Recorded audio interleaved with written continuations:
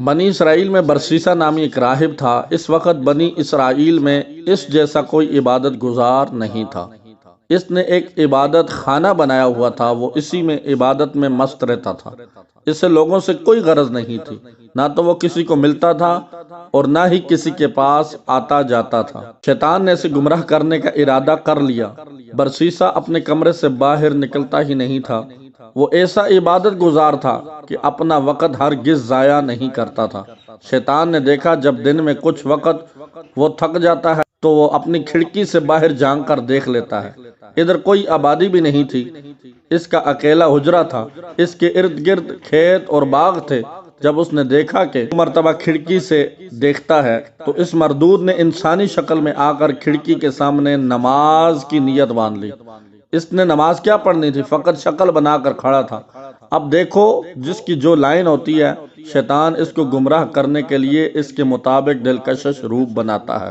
چنانچہ جب اس نے کھڑکی میں سے باہر جھانکا تو ایک آدمی کو قیام کی حالت میں دیکھا۔ وہ بڑا حیران ہوا۔ جب دن کے دوسرے حصے میں اس نے دوبارہ ارادتاً باہر دیکھا تو وہ رکوع میں تھا۔ بڑا لمبا رکوع کیا۔ پھر تیسری مرتبہ راہب نے دیکھا تو سجدے کی حالت میں دیکھا۔ اسی طرح ہوتا رہا۔ آہستہ آہستہ برسیسا کے دل میں یہ بات آنے لگی کہ یہ تو کوئی بڑا ہی بزرگ انسان ہے جو دن رات اتنی عبادتیں کرتا ہے۔ کئی مہینے تک اسی طرح شکل بنا کر قیام، رکوع، سجدے کرتا رہا، یہاں تک کہ برسیسا کے دل میں یہ بات آنے لگی کہ میں اس سے پوچھوں تو صحیح یہ کون ہے۔ جب برسیسا کے دل میں یہ بات آنے لگی تو وہ شیطان نے کھڑکی کے قریب مصلی بچھانا شروع کر دیا۔ جب مصلی کھڑکی کے قریب آ گیا تو برسیسا نے باہر جھانکا تو اس نے شیطان سے پوچھا، تم کون ہو؟ وہ کہنے لگا، آپ کو مجھ سے کیا غرض، میں اپنے کام میں لگا ہوا ہوں، مجھے ڈسٹرب نہ کریں۔ وہ سوچنے لگا کہ عجیب بات ہے، کسی کو کوئی بات سننا گوارا ہی نہیں کرتا۔ دوسرے دن برسیسا نے پھر پوچھا، آپ اپنا تعارف تو کروائیں۔ وہ کہنے لگا، مجھے اپنا کام کرنے دو۔ اللہ کی شان کہ ایک دن بارش ہونے لگی۔ وہ بارش میں بھی نماز کی شکل بنا کر کھڑا ہو گیا۔ برسیسا کے دل میں بات آئی کہ جب یہ اتنا عبادت گزار ہے کہ اس نے بارش کی بھی کوئی پرواہ نہیں کی، کیوں نہ میں اچھے اخلاق کا مظاہرہ اور اس سے کہوں، میاں اندر آ جاؤ۔ چنانچہ راہب نے شیطان کو پیشکش کی کہ باہر بارش ہو رہی ہے، تم اندر آ جاؤ۔ وہ جواب میں کہنے لگا، ٹھیک ہے، مومن کی دعوت قبول کر لینی چاہیے، لہٰذا میں آپ کی دعوت قبول کر لیتا ہوں۔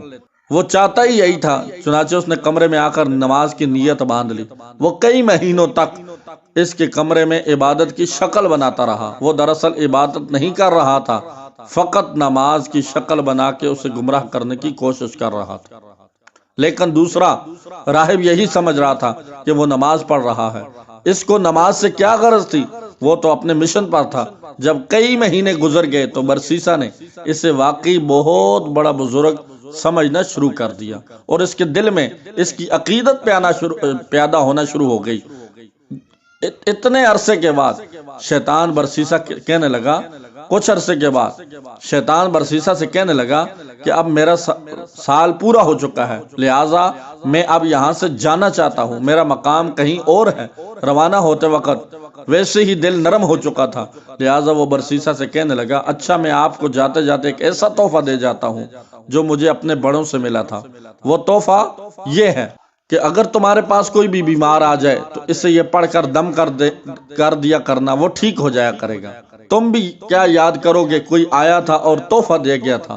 برسیسا نے کہا، مجھے اس کی کوئی ضرورت نہیں۔ وہ کہنے لگا کہ ہمیں یہ نعمت طویل مدت کی محنت کے بعد ملی ہے، میں وہ نعمت تمہیں تحفے میں دے رہا ہوں اور تم انکار کر رہے ہو، تم تو بڑے نالائق انسان ہو۔ یہ سن کر برسیسا کہنے لگا، اچھا جی، مجھے بھی سکھائی دیں۔ چنانچہ شیطان نے اسے ایک دم سکھا دیا اور کہتے ہوئے رخصت ہو گیا کہ اچھا پھر کبھی ملیں گے۔ وہ وہاں سے سیدھا بادشاہ کے گھر گیا۔ شیطان بادشاہ کے گھر گیا۔ بادشاہ کے 3 بیٹے اور ایک بیٹی تھی۔ شیطان نے جا کر اس کی بیٹی پر اثر ڈالا، وہ مجنونہ سی بن گئی۔ وہ خوبصورت اور پڑھی لکھی لڑکی تھی، لیکن شیطان کے اثر سے اسے دورہ پڑنا شروع ہو گیا۔ بادشاہ نے اس کے علاج کے لیے حکیم اور ڈاکٹر بلوا لیے۔ کئی دنوں تک وہ اس کا علاج کرتے رہے لیکن کوئی فائدہ نہیں ہوا۔ جب کئی دنوں کے علاج کے بعد کچھ افاقہ نہ ہوا تو شیطان نے بادشاہ کے دل میں یہ بات ڈالی کہ بڑے بڑے حکیموں اور ڈاکٹروں سے علاج کروا لیا ہے، اب کسی دم کرنے والے سے ہی دم کروا کے دیکھ لو۔ خیال آتے ہی اس نے سوچا کہ ہاں، کسی دم کرنے والے کو تلاش کرنا چاہیے۔ چنانچہ اس نے اپنے سرکاری ہرکارے بھیجے تاکہ وہ پتہ کر کے آئیں کہ اس وقت سب سے زیادہ نیک بندہ کون ہے۔ سب نے کہا اس وقت سب سے زیادہ نیک آدمی تو برسیسا ہے، وہ تو کسی سے ملتا ہی نہیں ہے۔ بادشاہ نے کہا اگر وہ کسی سے نہیں ملتا تو ان کے پاس جا کر میری طرف سے درخواست کرو کہ ہم آپ کے پاس آ جاتے ہیں۔ کچھ آدمی برسیسا کے پاس گئے، اس نے انہیں دیکھ کر کہا کہ آپ مجھے ڈسٹرب کرنے کیوں آئے ہیں؟ انہوں نے کہا بادشاہ کی بیٹی بیمار ہے، حکیموں اور ڈاکٹروں سے بڑا علاج کروا لیا ہے لیکن کوئی فائدہ نہیں ہوا۔ بادشاہ چاہتے ہیں کہ آپ بے شک یہاں نہ آئیں تاکہ آپ کی عبادت میں خلل نہ آئے۔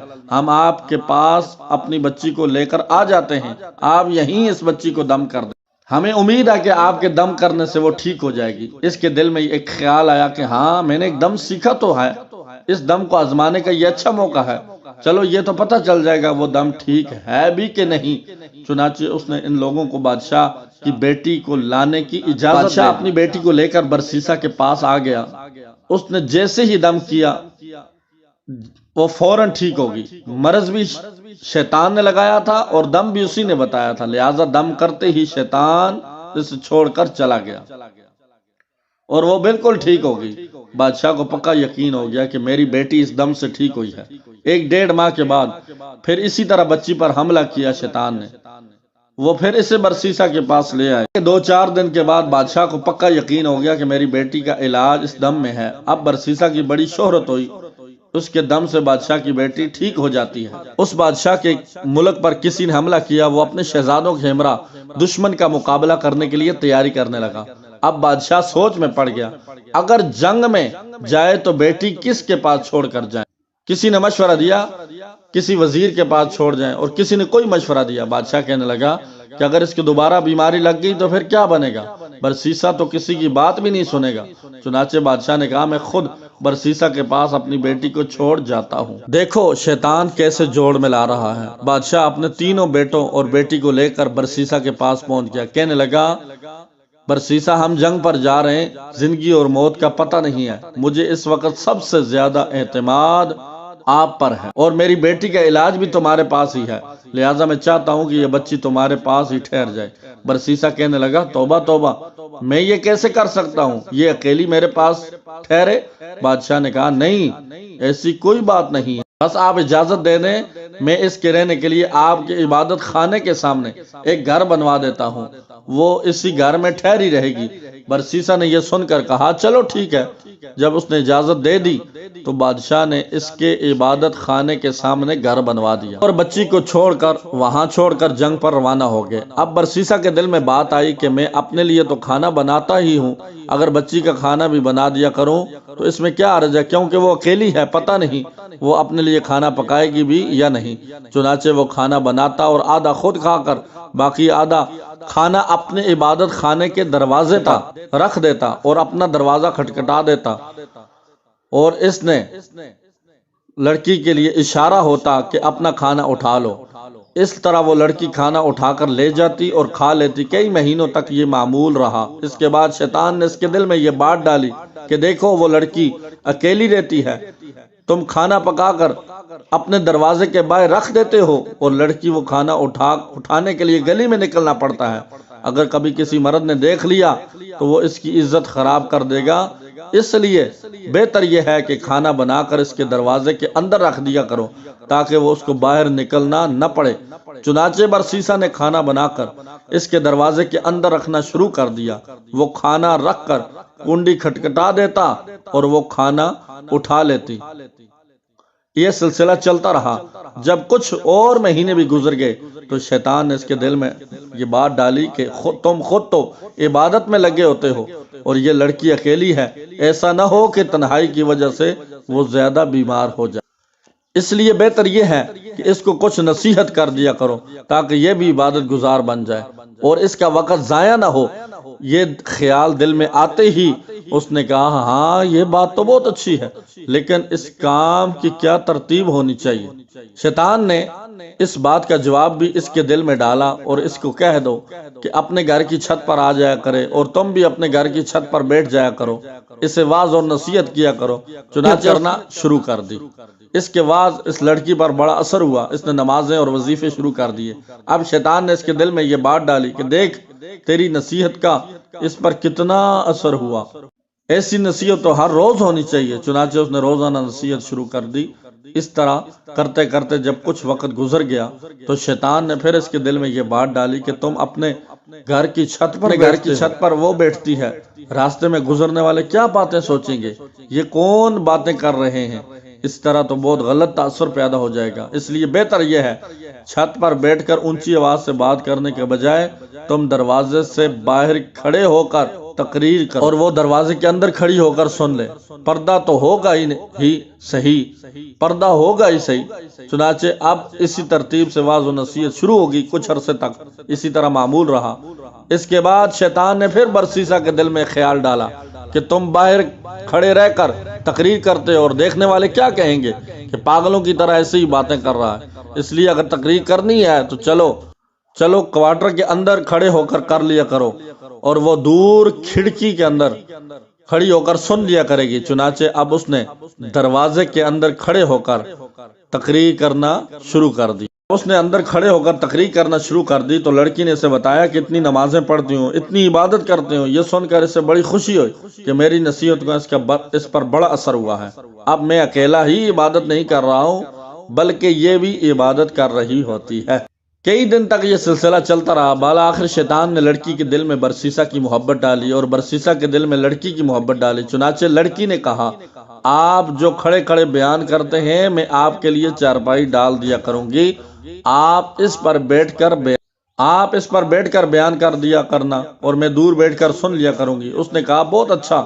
لڑکی نے دروازے کے قریب چارپائی ڈال دی۔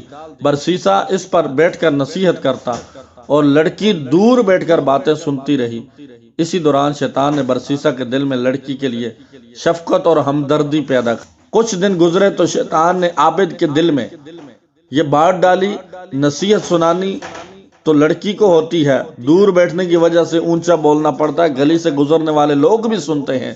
کتنا اچھا ہو کہ یہ چارپائی ذرا آگے کر کے رکھ لیا کریں اور پست آواز میں گفتگو کر لیا کریں۔ چنانچہ برسیسا کی چارپائی لڑکی کی چارپائی کے قریب تر ہو گئی اور واعظ و نصیحت کا سلسلہ جاری رہا۔ کچھ عرصہ اسی طرح گزرا تو شیطان نے لڑکی کو مزین کر کے برسیسا کے سامنے پیش کرنا شروع کر دیا اور یوں اس لڑکی کے حسن و جمال کا وہ عابد گرویدہ ہو گیا۔